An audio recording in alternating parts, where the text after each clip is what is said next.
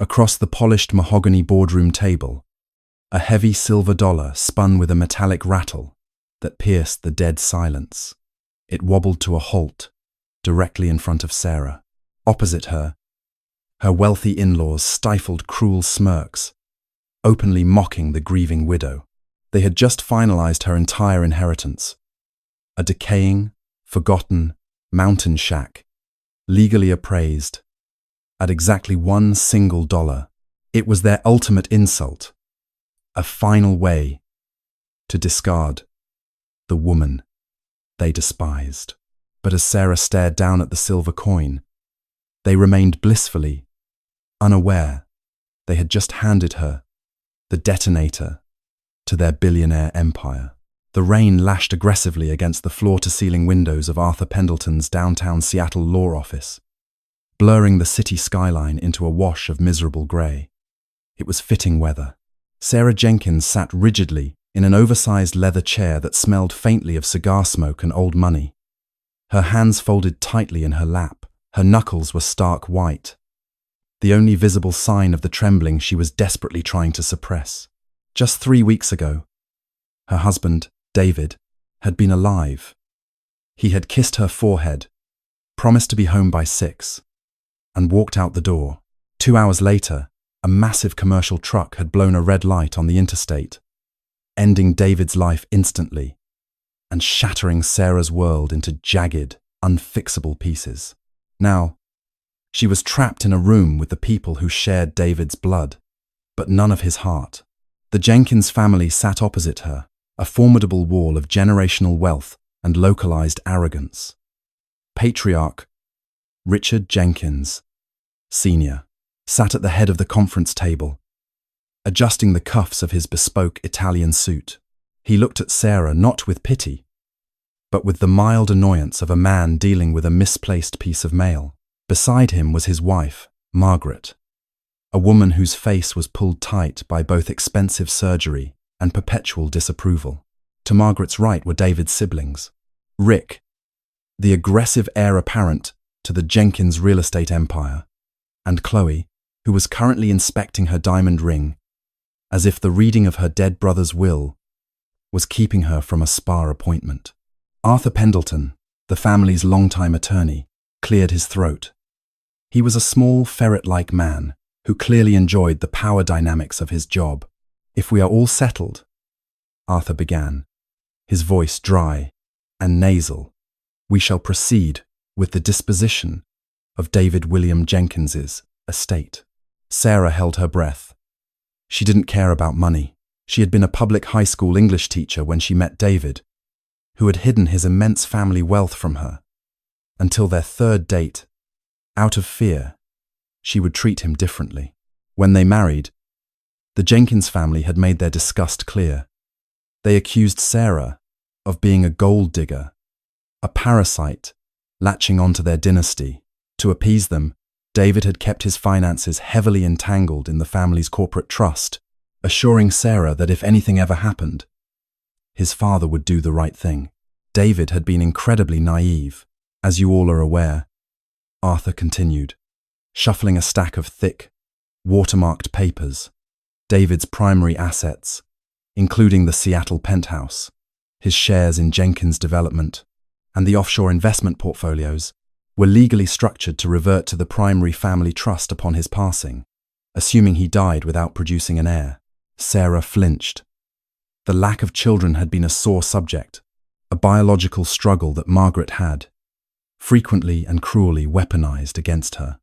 "Therefore," Arthur said, adjusting his spectacles, "those assets are reabsorbed by Richard Jenkins Sr.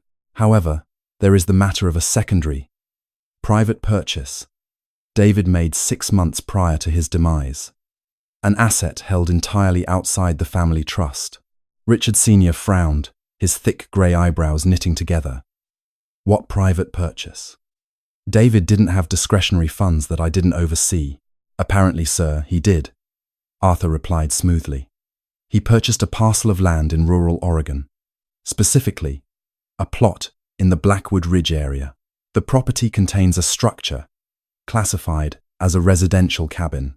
As this asset was in David's name alone, it is subject to his direct testamentary wishes. Sarah looked up, confused. A cabin? David had never mentioned a cabin in Oregon. Why would he buy land hundreds of miles away without telling her?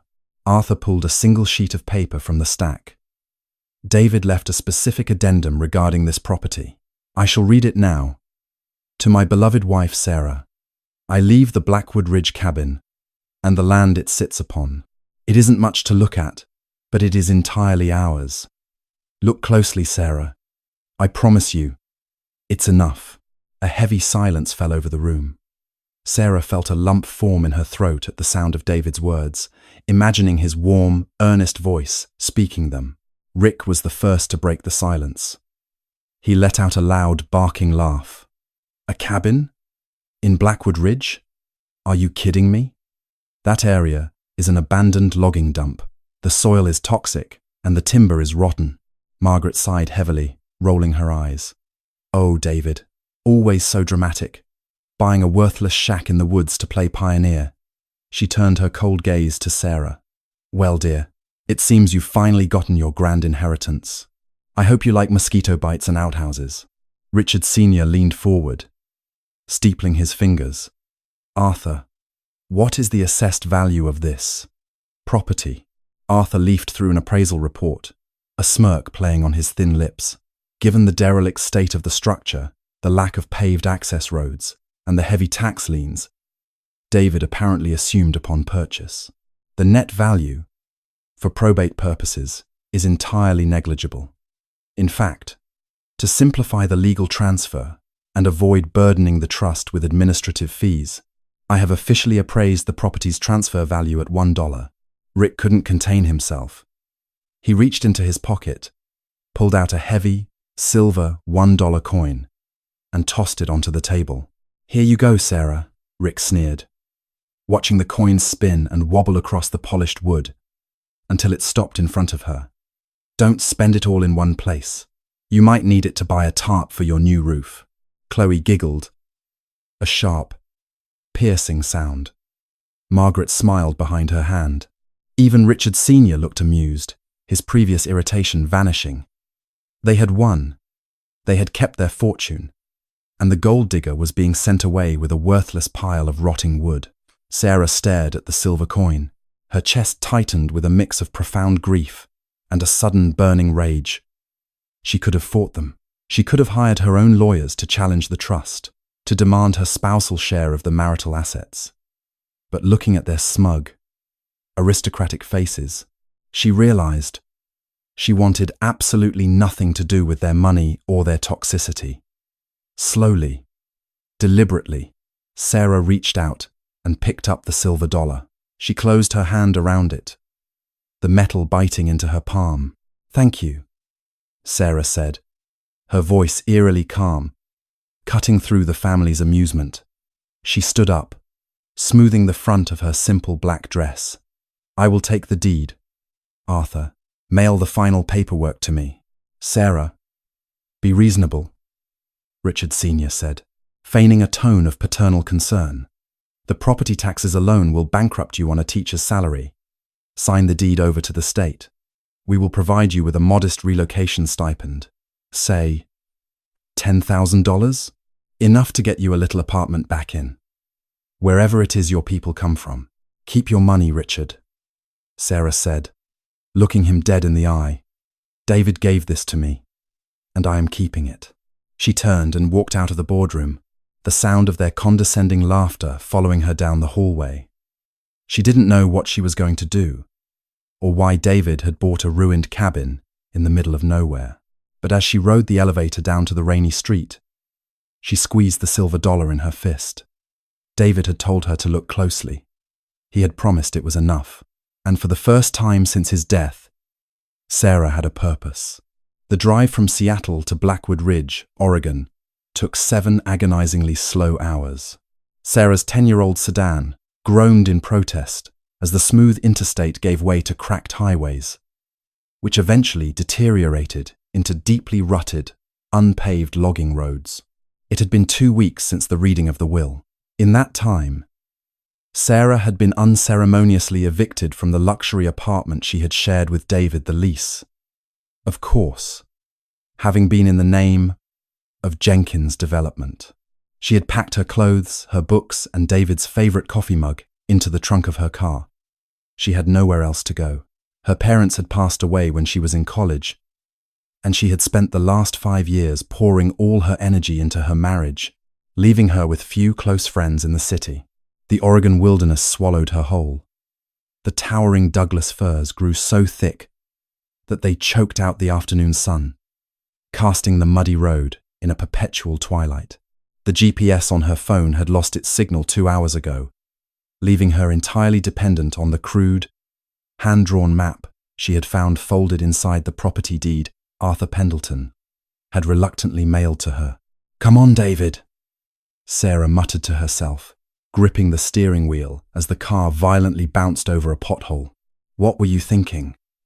Where are you sending me?" David hadn't been an outdoorsman. He was a man who complained if the hotel AC was too loud, a man who preferred fine dining to campfires. The idea of him navigating these treacherous, muddy backroads was almost laughable. Yet, the deed proved he had been here. He had stood in these woods and handed over $50,000 of his own secret savings, an amount the Jenkins family considered pocket change. But to David was a massive risk to buy a condemned property. Finally, after navigating a steep, treacherous incline that nearly burned out her transmission, the dense tree line broke. Sarah pressed the brakes, bringing the car to a halt in a clearing overgrown with waist-high weeds and thorny blackberry bushes. At the center of the clearing stood her inheritance. She put the car in park. Staring through the rain-streaked windshield, her heart sank into her stomach. Rick hadn't been exaggerating. The cabin was a disaster. It was a single-story structure made of dark, weather-beaten logs that looked as though they had been rotting since the Great Depression. The roof sagged heavily in the middle, resembling the swayback of an old, dying horse. Half of the windows were shattered, patched haphazardly, with peeling plastic sheeting. The front porch tilted dangerously to the left, choked by creeping vines that seemed to be actively trying to drag the house back into the earth. It looked exactly like a property worth $1. Sarah killed the engine. The sudden silence was deafening, broken only by the rhythmic drumming of rain on the car roof and the distant, mournful caw of a crow.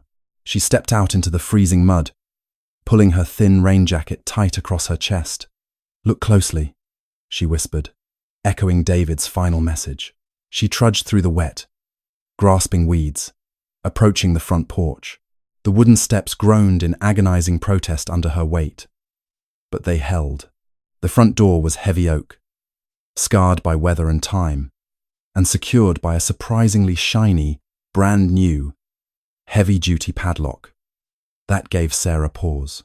The cabin looked abandoned for decades, but the padlock was pristine. David had put it there.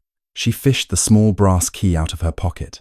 It had been taped to the back of the deed, and slid it into the lock. It turned, with a satisfying click. Sarah pulled the heavy lock free, pushed down on the rusted thumb latch, and shoved the door open. The smell hit her first, a mixture of damp earth, ancient dust, and the sharp tang of pine needles. She stepped inside, her boots echoing hollowly on the wooden floorboards. The interior was just as bleak as the exterior. It was a single, large room. In the center sat a rusted cast-iron wood stove. In the corner was a dilapidated kitchenette with a cracked porcelain sink and no running water. A sagging, mildewed mattress lay against the far wall beneath a dusty window.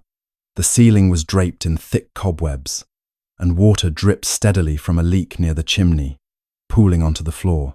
Sarah dropped her duffel bag onto the only sturdy-looking piece of furniture in the room, a heavy oak dining table. She felt a sudden, overwhelming wave of exhaustion and despair. The adrenaline that had carried her through the funeral, the will reading, and the drive suddenly evaporated. She sank into a wooden chair, burying her face in her hands, and finally let herself cry. She wept for David, for the life they had planned that was now gone.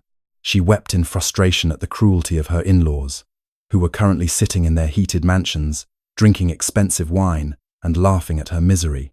"Why, David?" She sobbed into the empty, cold room. "Why did you leave me this? I don't understand."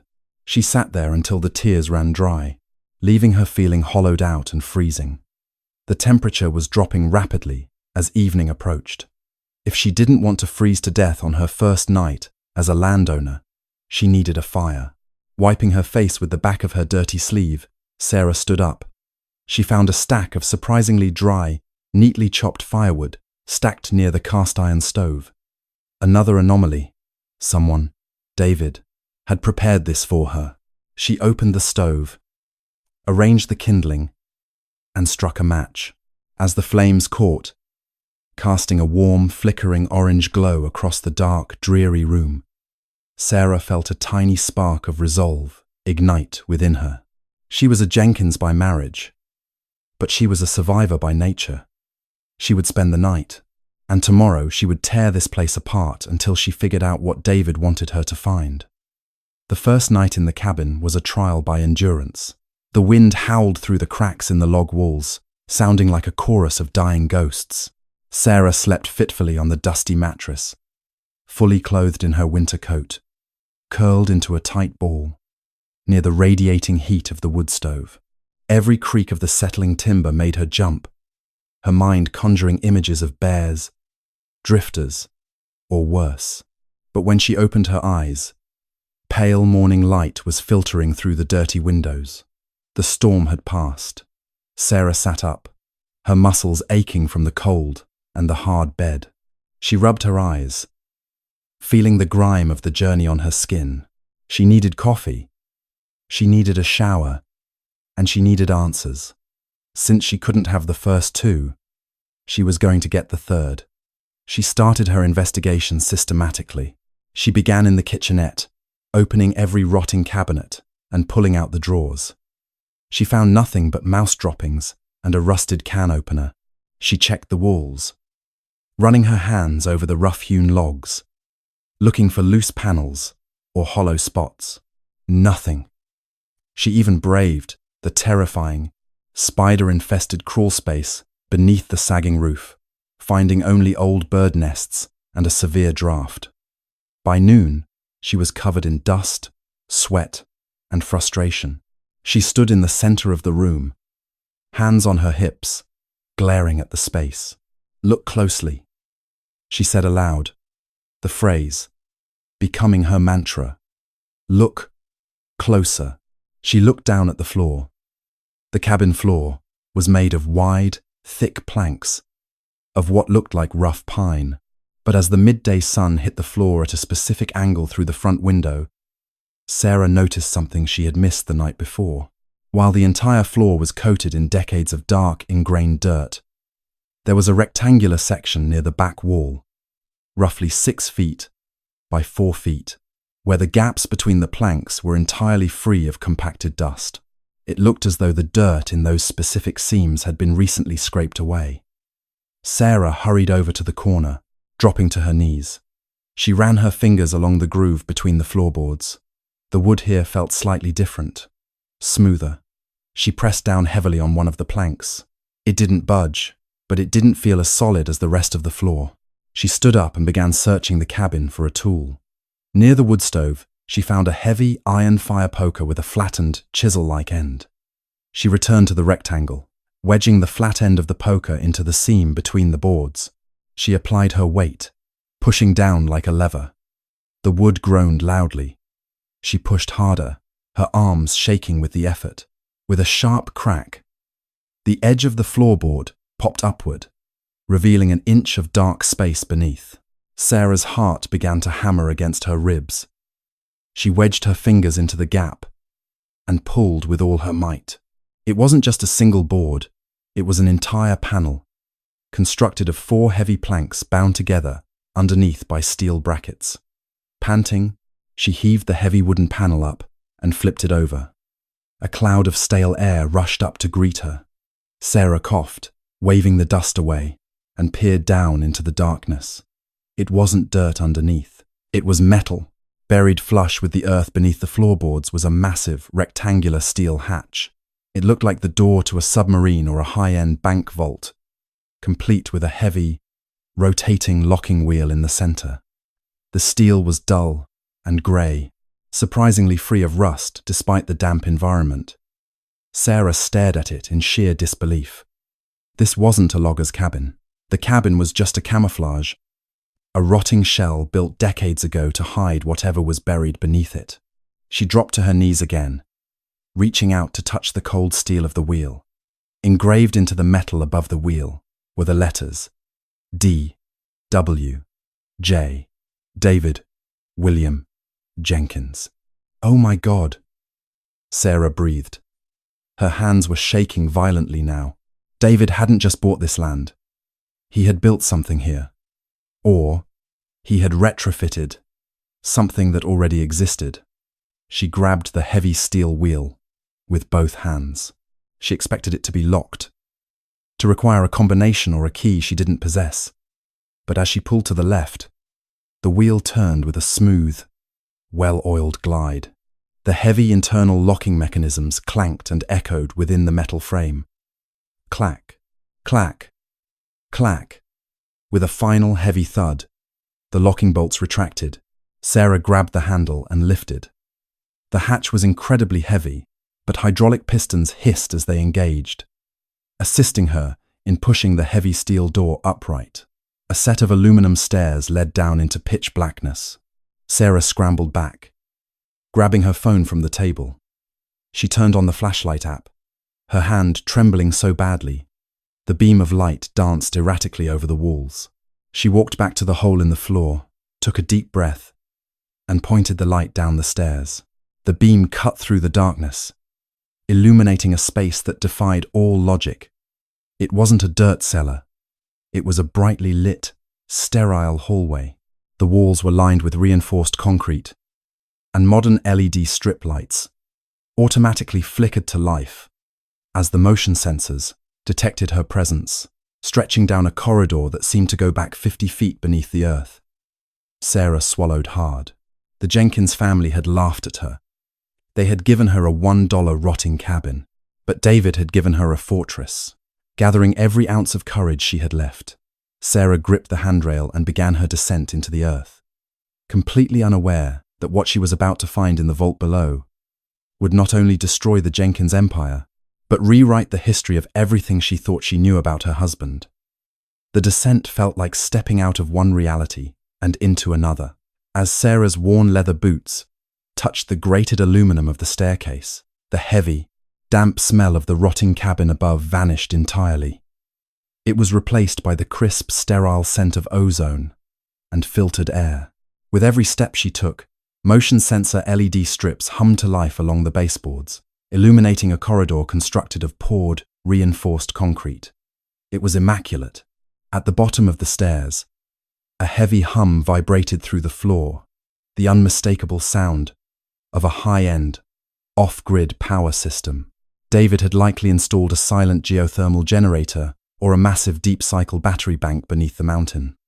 Sarah reached the end of the hallway, her breath catching in her throat. Before her stood a thick, reinforced steel blast door, completely incongruous with the wilderness of Blackwood Ridge. To the right of the handle was a sleek, black digital keypad. She stared at the glowing blue numbers. She had only 3 realistic guesses before a system like this likely locked her out. She pressed the numbers of their wedding anniversary. Beep, beep, beep. Error. A red light flashed. She chewed her bottom lip, her mind racing. David had bought this 6 months ago. What was significant? Then a memory surfaced. Their very first date at a small Italian place in Belltown. He had asked her what her favorite number was, and she had laughed, telling him she was an English teacher, not a math professor, but that she loved the sequence of Fibonacci numbers because of the poetry in their expansion. Trembling, she typed in the sequence she had jokingly recited to him years ago. 1, 1, 2, 3, 5, 8. A heavy, metallic clank echoed from within the door, followed by the hiss of a pneumatic seal releasing. The light turned a solid, welcoming green. Sarah pushed the door open and stepped into a sprawling subterranean room that looked like a cross between a luxury panic room and a Silicon Valley server farm. The walls were lined with towering black server racks, their indicator lights blinking in a chaotic, mesmerizing rhythm.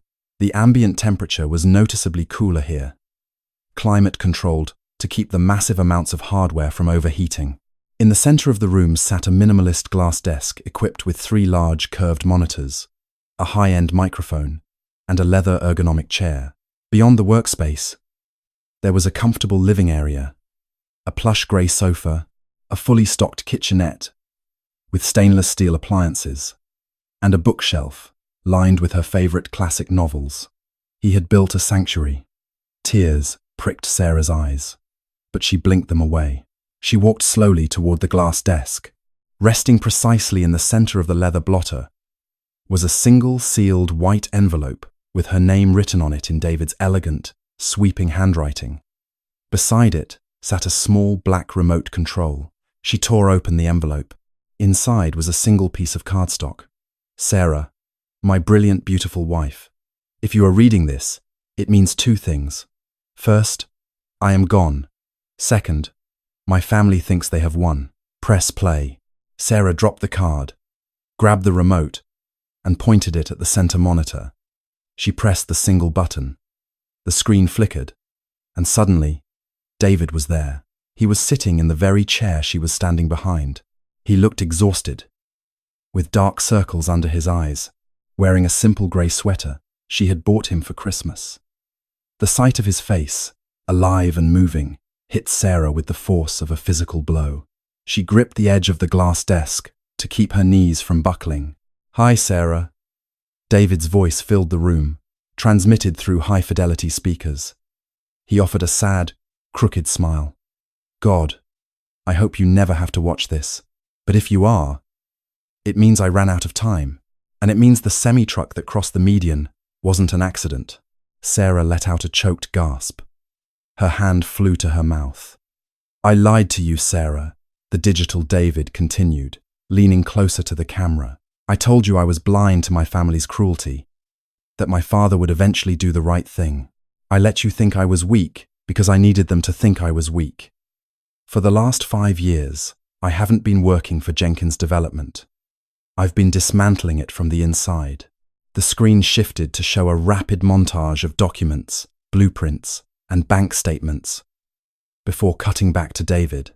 "My father, Richard Sr., and my brother Rick aren't just arrogant real estate moguls. They are criminals. For decades, they have been running one of the most sophisticated corporate fraud and extortion rings in the Pacific Northwest.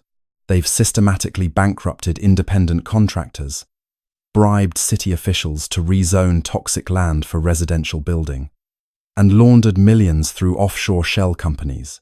I couldn't go to the authorities. My father has half the Seattle Police Department and Judge William Haverford in his pocket. If I blew the whistle prematurely, they would have buried the evidence and us." David paused, taking a shaky breath. "So, I built this place.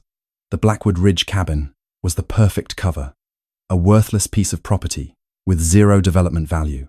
I bought it through a blind proxy, retrofitted this bunker, and then transferred the deed to my own name just before I transferred it to yours. I spent years siphoning their encrypted internal servers and mirroring the data here. Everything is on these drives, Sarah. Every bribe, every forged signature, every illegal wire transfer." He looked directly into the lens, his eyes fierce and unyielding. "They gave you a $1 cabin because they think you are nothing. They think you are a helpless, grieving widow they can brush aside. They have no idea they just handed you the detonator to their entire empire. Look in the floor, safe beneath the desk, Sarah, and then burn them to the ground." The screen faded to black. The silence in the bunker was deafening, save for the rhythmic humming of the servers. Sarah stood frozen, her mind struggling to process the seismic shift in her reality. Her husband hadn't been a passive victim of his family's domineering presence. He had been a ghost in their machine, a saboteur working in the shadows to protect innocent people. And they had murdered him for it. The grief that had paralyzed her for the last 3 weeks instantly calcified into something entirely different. The sorrow burned away, replaced by a cold, sharp, and terrifyingly clear rage. They hadn't just insulted her.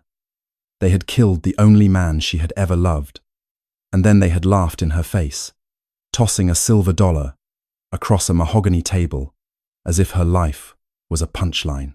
Sarah knelt behind the glass desk and pulled back the heavy wool rug. There, set flush into the concrete floor, was a biometric safe. David's letter had included a small, clear plastic sleeve taped to the back. Inside was a silicone mold of his right thumbprint. With shaking hands, she pressed the silicone mold against the glowing green scanner. The safe beeped in recognition and popped open. Sarah reached inside and pulled out a heavy, fireproof briefcase. She hauled it onto the desk and popped the dual latches. She stared in absolute disbelief. The left side of the briefcase was stacked with thick, neatly banded stacks of pristine, high-denomination bearer bonds, completely untraceable financial instruments that were as good as liquid cash.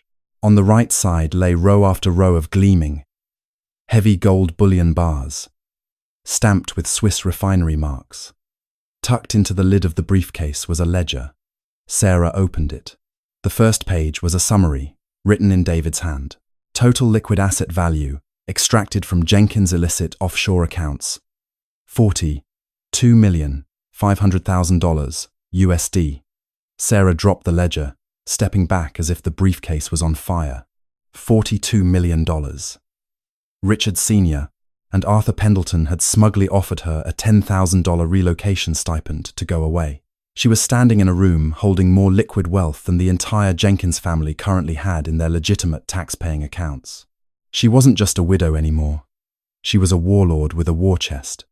Beneath the ledger was a final manila folder. The label read, Project Icarus, Execution Phase. Sarah opened the folder and found a meticulously detailed dossier. David had not only gathered the evidence, he had drafted the battle plan.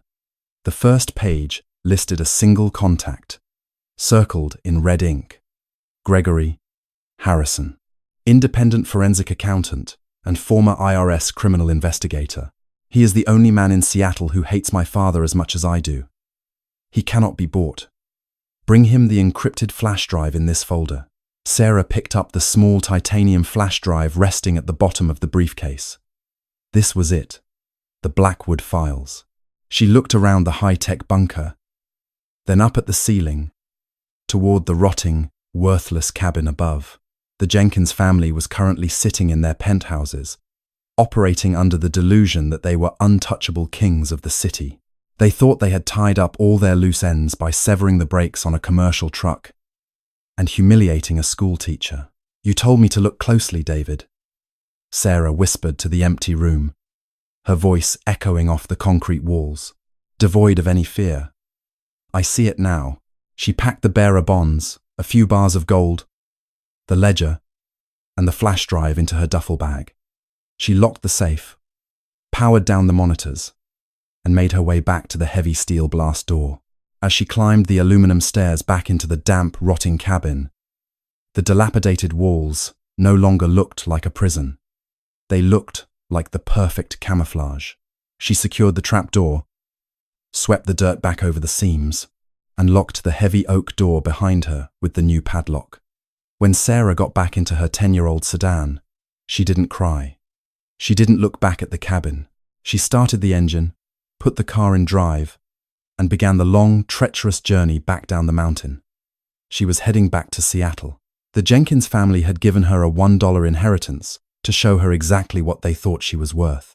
Now Sarah was going to use it to cost them absolutely everything. The drive back down the treacherous mountain pass was a blur of driving rain and cold resolve.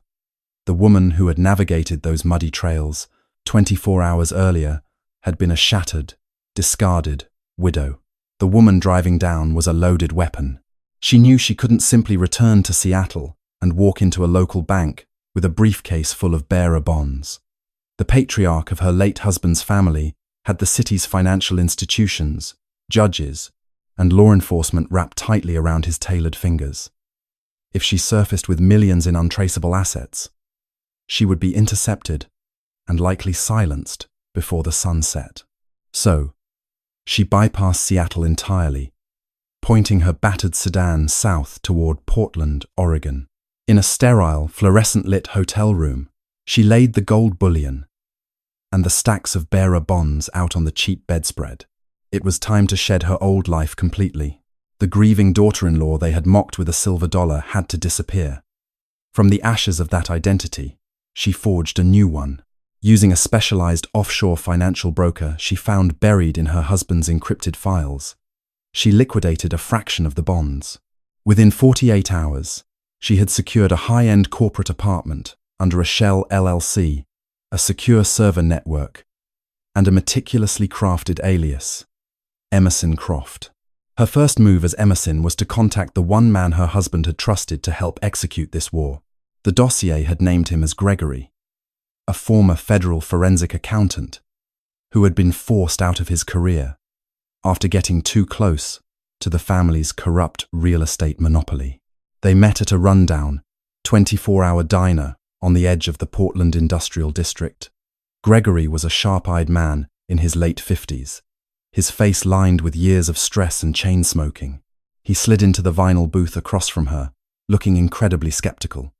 "You're the ghost's widow," Gregory stated quietly, refusing to use her real name, his eyes darting toward the window. "I received the encrypted ping from his old server. I thought he was dead. The news said it was a tragic accident." "It wasn't an accident, Gregory," Emerson said, her voice devoid of emotion. She slid a sleek, heavy laptop across the sticky table, "and he didn't leave me a life insurance policy. He left me this." Gregory opened the laptop and typed in the decryption key she provided. For 10 minutes, the only sound in the booth was the clatter of silverware from the kitchen and Gregory's sharp, ragged breathing as he scrolled through the offshore routing numbers, the forged environmental impact reports, and the direct ledgers of bribes paid to city officials. The color completely drained from his face. "My God," Gregory whispered, removing his glasses and rubbing his eyes. "Your husband was a genius. He didn't just find their skeletons, he mapped the entire graveyard. This isn't just tax evasion. This is RICO-level racketeering. With this data, I can trace exactly where they are hiding the capital for their new waterfront project."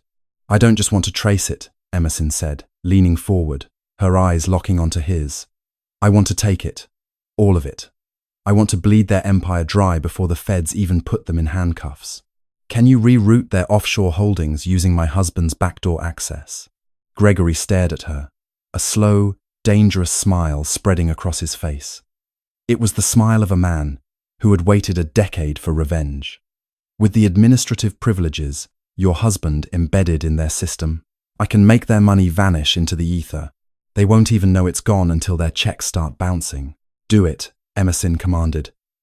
"We start tomorrow."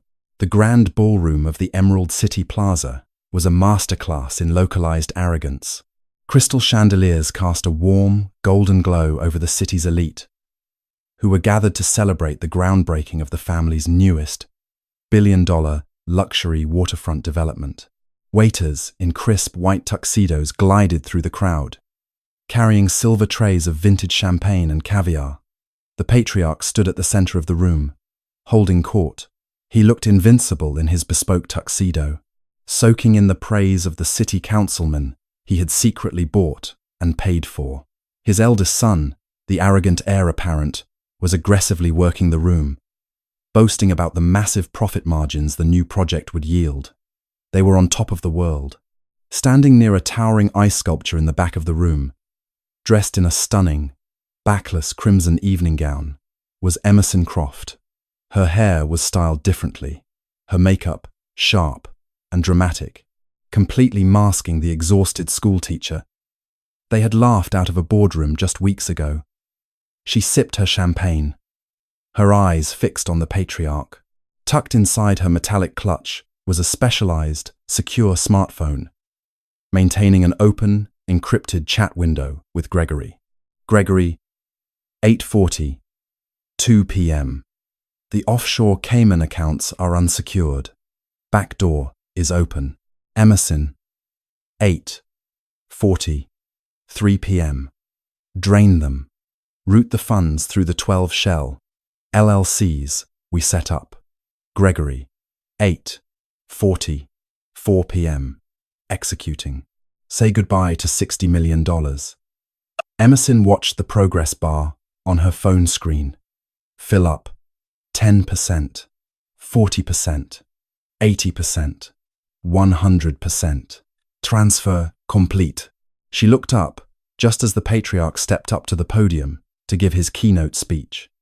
He tapped the microphone, a smug, self-satisfied grin on his face. Ladies and gentlemen, his booming voice echoed through the ballroom.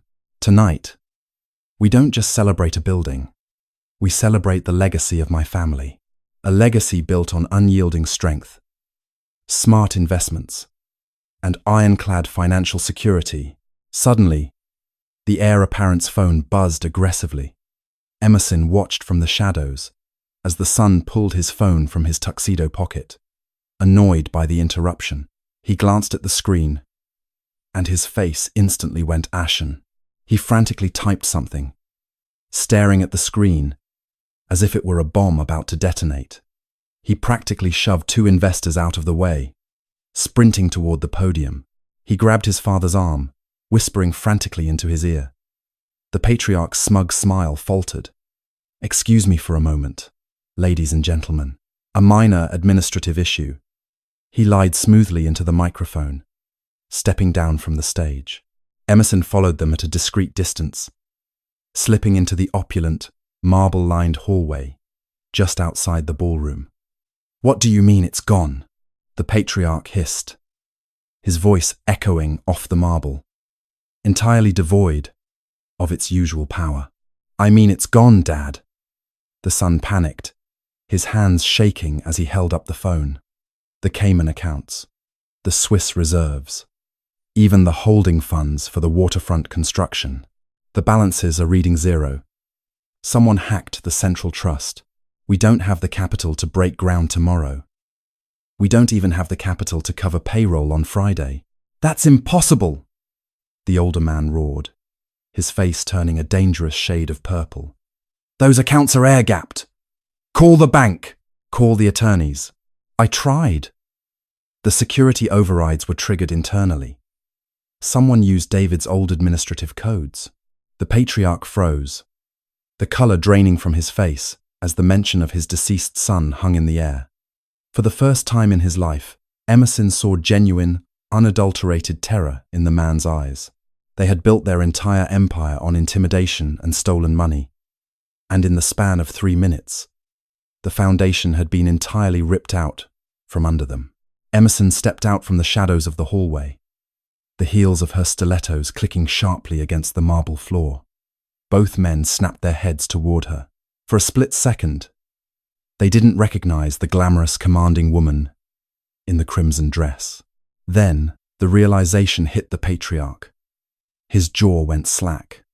"Hello, boys," Emerson said, her voice dripping with ice. She reached into her clutch, pulled out the heavy silver dollar they had tossed at her weeks ago, and casually flicked it onto the marble floor.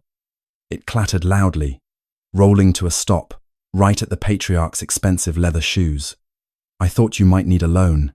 The heavy silver dollar hit the polished marble floor of the corridor with a sharp, piercing clink. The sound was remarkably small, yet in the sudden, suffocating silence of the hallway, it seemed to ring out louder than the sweeping orchestral music spilling from the grand ballroom behind them. The coin bounced twice, spinning in a rapid, blurring circle before finally wobbling to a dead stop.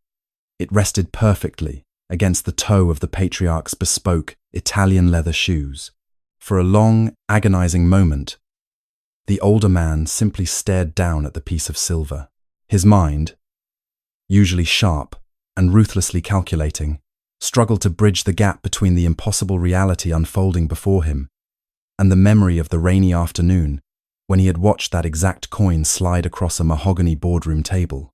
Slowly, agonizingly, He raised his eyes. He looked at the woman standing before him, the stunning crimson evening gown, the immaculate styling, the undeniable, radiating aura of absolute control. It was all a brilliant, flawless armor. Beneath the glamorous facade, staring back at him with eyes as cold and unforgiving as a winter ocean, was the discarded, grieving widow they had mocked. "You," the patriarch breathed. The single word scraped from his throat as a hoarse, hollow rasp. His tailored suit suddenly looked a full size too large for his shrinking frame. The blood had entirely drained from his face, leaving behind a sickly, ashen pallor. "You did this. You hacked the family trust." Emerson offered a small, terrifyingly serene smile that didn't reach her eyes. She didn't flinch. She didn't step back. "I didn't hack anything," she replied, her voice smooth and steady, cutting through the heavy tension of the hallway. "Hacking implies I forced my way in. I simply used a key. Your son, your other son, left the back door to your entire financial network wide open for me. He buried the administrative codes under the rotting floorboards of a $1 cabin in the middle of Blackwood Ridge. I simply walked through the door he held open, and I took back what you stole from this city." Rick, the arrogant, perpetually entitled heir apparent, finally shook off his shock. He let out a sound that was a pathetic amalgamation of a gasp and a sob, his face flushing with a violent, ugly red rage. "Are you out of your mind?" Rick bellowed, stepping forward, his fists clenched at his sides. "Do you have any idea who we are? You think you can just waltz in here, steal $60 million of our capital and just walk away? I will ruin you.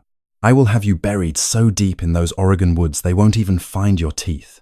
"You already tried to bury me, Rick," Emerson replied, her tone dipping into a lethal, quiet register that made him freeze in his tracks. "You handed me the shovel. You pushed me into the dirt and expected me to die there. But here is the fundamental problem with your current math. I didn't steal your money. I repatriated it." The patriarch's eyes widened, a sudden, horrifying comprehension dawning in his expression. The arrogance that had defined his entire existence began to fracture and crumble. "What did you do?" he demanded, his voice trembling with a vulnerability he hadn't shown in decades. "Gregory sent the entirety of your offshore funds through a highly sophisticated 12-node decryption tumbler," Emerson explained calmly, casually adjusting the metallic strap of her clutch. "But they didn't go into my personal accounts. I have no interest in your dirty money. 10 minutes ago, $40 million was routed securely and anonymously to the federal pension fund your corporation defrauded last year. The remaining $20 million was meticulously divided and distributed among the dozens of private contractors you intentionally bankrupted to build this very hotel." She took a single, deliberate step closer, her gaze locking onto the patriarch's terrified eyes. "The money is gone, dispersed to thousands of legitimate, highly monitored accounts. Even if you possess the technical capability to trace the transfers, reclaiming a single cent would require you to stand in front of the Securities and Exchange Commission and admit exactly how you obtained the capital in the first place. You are bankrupt, completely, irreversibly ruined." The patriarch let out a guttural, primal roar of unadulterated rage. The sheer magnitude of his defeat snapped the last remnants of his self-control. His face contorted into a mask of pure hatred, and he lunged forward, his hands reaching out like claws, desperate to wrap around her throat. "I'll kill you. I'll tear you apart with my bare hands." Before he could close the final foot of distance, the massive, heavy oak doors of the ballroom burst open with the force of an explosion. The sweeping orchestral music abruptly scratched to a horrifying halt, instantly replaced by the chaotic, booming shouts of a dozen men heavily armed in dark tactical gear pouring into the gala. "FBI, nobody move. Keep your hands where we can see them. Secure the exits."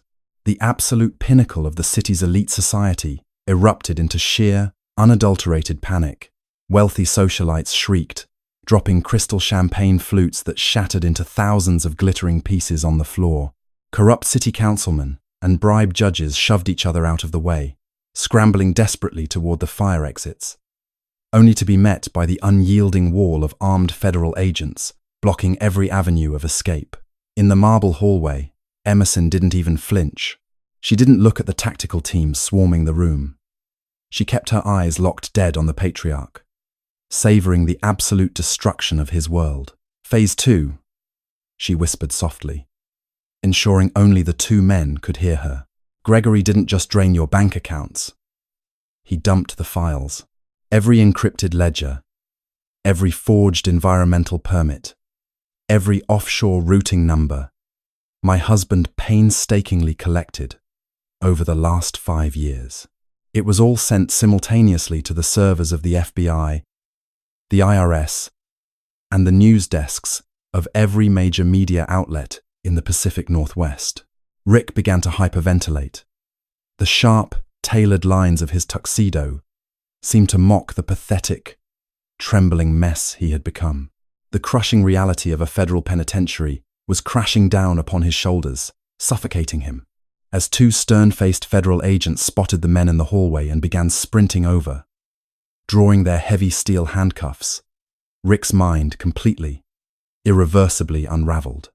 "It wasn't me," Rick screamed, his voice cracking into a high-pitched hysterical wail. He threw his hands in the air, physically backing away from his father, as if the older man were suddenly radioactive. It was him. It was all him. He ran the shell companies. He ordered the bribes. I just signed the paperwork, and it was his idea to handle my brother. The hallway seemed to plunge into a vacuum of dead, freezing silence. Even the federal agents slowed their tactical approach, their hands resting cautiously on their holstered weapons, sensing the profound shift in the atmosphere. The patriarch looked at Rick, his expression shifting from a state of enraged panic to sheer, unadulterated horror. "What truck?" he whispered, his voice trembling. "Rick, I told you to pay him off. I told you to wire him $5 million from the discretionary fund to walk away from the whistleblowing. You cut the brakes?" Emerson felt the breath leave her lungs in a sharp, painful rush. The revelation was a jagged knife, twisting violently in her already scarred heart. The patriarch was a ruthless, deeply corrupt monster who had belittled her, destroyed communities, and stolen millions. But he hadn't killed his own blood. It was Rick, the greedy, pathetic, endlessly selfish brother-in-law, had wanted the entire, undivided inheritance for himself. He had orchestrated the murder of his own brother in cold blood, simply to consolidate the family empire. "He was going to ruin us!" Rick shrieked, spit flying from his lips as he tried to justify the unforgivable. He was going to give it all away to the feds. "I had to protect the family. I had to protect what was mine." "You killed my husband," Emerson said. Her voice dropped to a dangerous, lethal whisper that carried more weight than a gunshot. She reached a steady hand into her crimson clutch and tapped the glowing screen of her secure, encrypted smartphone. The high-fidelity recording application had been running silently the entire time.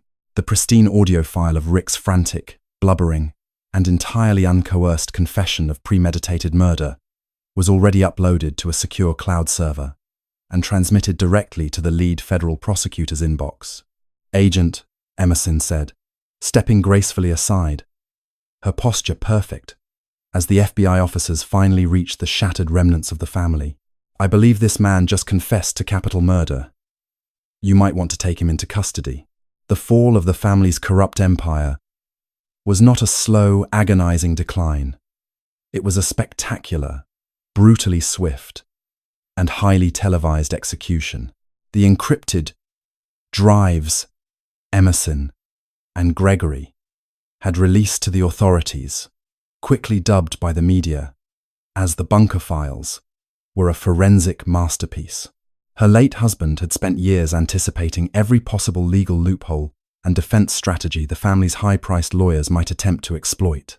He had meticulously cross-referenced every forged environmental permit, every offshore routing number, and every recorded bribe to a local official.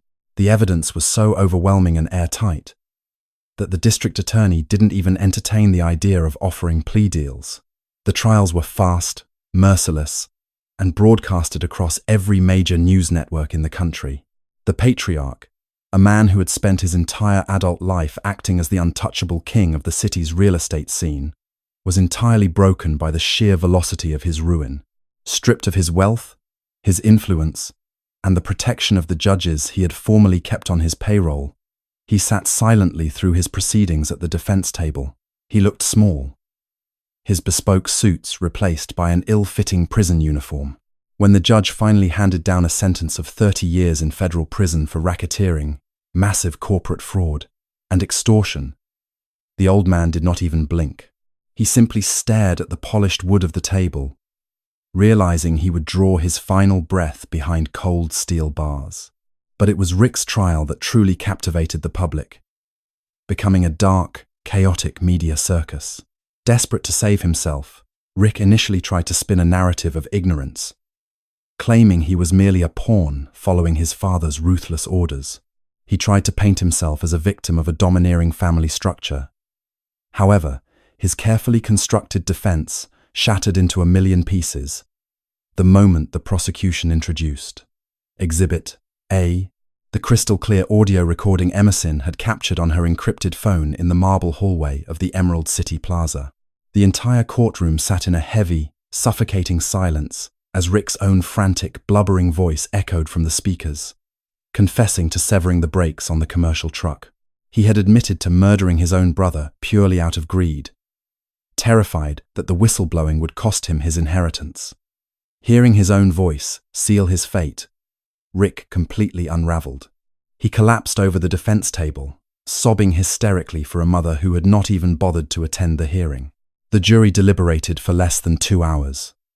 Rick was convicted of first-degree murder and conspiracy, earning a life sentence without the possibility of parole.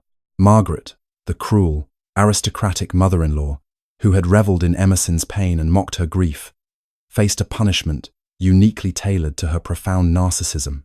While she had not been directly implicated in the murder, she had knowingly lived off the proceeds of the illicit empire. The federal government swept in with absolute authority, freezing all domestic accounts and seizing every asset tied to the family name. The sprawling mansions, the luxury penthouses, the fleet of imported cars, and every piece of diamond jewelry purchased with stolen funds were confiscated and auctioned off to pay restitution. Overnight, Margaret was left entirely destitute. She was unceremoniously evicted from her world of caviar and champagne and forced to move into a tiny, state-subsidized apartment complex on the industrial outskirts of the city. She was forced to navigate the indignity of relying on food assistance programs to survive. The high society socialites she had once commanded and the elite circles she had worshipped instantly turned their backs on her, treating her name like a contagious disease. When she walked down the street, former acquaintances would cross to the other side to avoid acknowledging her. For a woman whose entire identity was built on superiority and wealth, this absolute social erasure was a fate far worse than a prison cell. The hard karma was absolute and unforgiving. Emerson attended the final day of Rick's sentencing. She sat quietly in the back row of the gallery, a picture of calm grace in a simple, elegant black suit. As the bailiffs approached to lead Rick away in heavy iron handcuffs, he stopped. He turned his head, his wide, terrified eyes meeting hers across the crowded room. There was no arrogance left in him, no lingering trace of the smug heir who had laughed at a grieving widow. There was only hollow, endless terror. Emerson didn't smile. She didn't gloat. She simply raised her right hand, holding the heavy silver $1 coin delicately between her thumb and forefinger. She held his gaze, flipped the coin high into the air, caught it with a sharp snap, and turned to walk out of the courtroom forever, leaving him to his nightmare. 6 months later, the rugged Oregon wilderness was bursting with the vibrant, triumphant colors of early spring. Emerson drove a brand new, heavy-duty 4x4 truck up the winding, deeply rutted logging road that led to the isolated mountain ridge. The air was crisp and pure, smelling sharply of fresh pine needles, damp earth, and blooming wildflowers. It was a stark contrast to the miserable, freezing rain that had accompanied her first terrifying journey to this place. When she finally breached the tree line and drove into the clearing, the physical transformation of the property was staggering. The rotting, dilapidated shell of the $1 cabin was completely gone. In its place stood a breathtaking, modern A-frame timber home. It was a masterpiece of off-grid architecture, built with heavy, rich cedar beams and floor-to-ceiling reinforced glass that offered a sweeping, unobstructed view of the majestic mountain valley below. She parked the truck and stepped out, taking a long, deep breath of the clean mountain air. Gregory was already waiting on the expansive wraparound wooden deck, leaning against the railing with a mug of steaming black coffee in his hand. He looked healthier, the heavy lines of stress and vengeance having faded from his face. The contractors finished wiring the final solar array this morning, Gregory called out, gesturing upward to the sleek panels on the angled roof.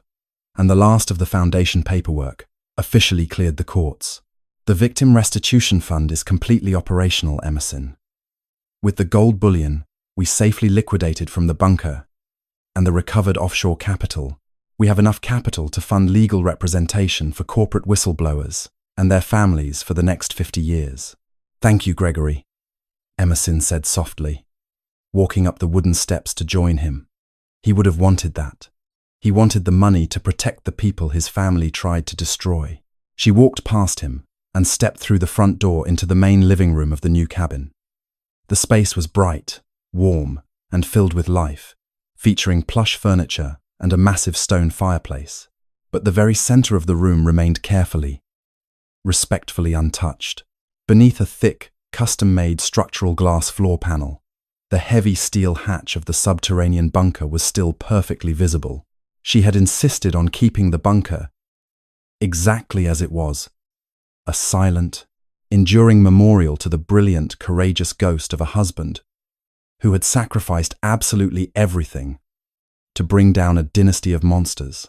Emerson walked slowly over to the grand stone fireplace. Resting squarely in the center of the mantel, encased in a small, beautifully illuminated glass shadow box, was the silver dollar. They had given it to her as a cruel joke. They had meant it as a final, crushing insult to a woman they genuinely believed was entirely worthless and easily discarded. They had absolutely no idea they had handed her the very coin that would pay the inevitable toll for their complete and utter destruction. Emerson smiled a genuine, peaceful smile, reaching out to gently touch the warm glass of the box.